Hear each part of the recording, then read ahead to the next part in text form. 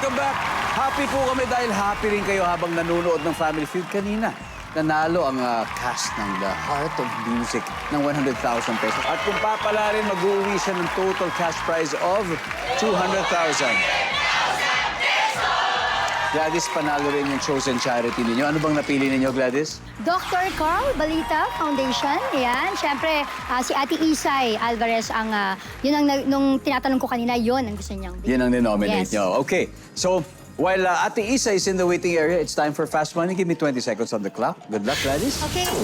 So, bukod sa parents, sino ang kinukonsulta mo kapag may gagawin kang mahalagang desisyon? Go. Asawa. Christmas song na unang naririnig pag malapit na ang Christmas season. Pasko na sinta ko. Name something na isinasabit o sinasampay sa bintana. Pas. Ginagawa ng tao kapag Sunday. Sumasamba. Ilang minuto bago umalis ang sasakyan mong provincial bus sa terminal.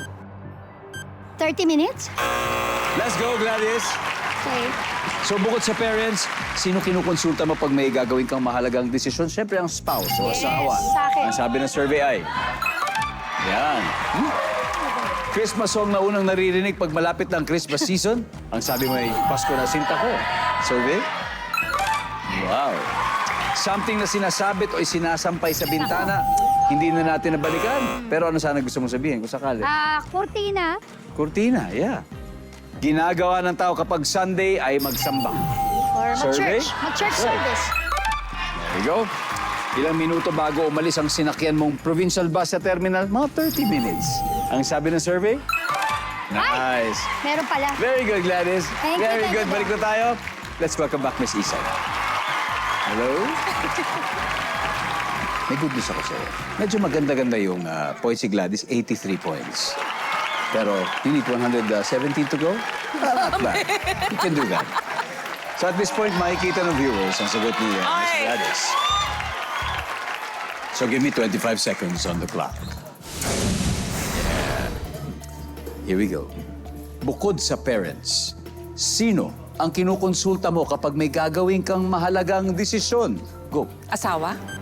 Bukod sa asawa. At Kapatid. parents. Kapatid. Christmas song na unang naririnig pag malapit na ang Christmas season. Jingle bells. Name something na isinasabit o sinasampay sa bintana. Tuwalya. Ginagawa ng tao kapag Sunday. Magsimba. Mamasyal. Ilang minuto bago umalis ang sinakyan mong provincial bus sa terminal. 15 minutes. Miss Isa, let's go. 117 points. Bukod sa parents, sino kinukonsulta mo pag may gagawin kang mahalagang desisyon, mga kapatid? Ang sabi ng survey dyan ay... Oh, ang top answer dito ay best friend. Best friend.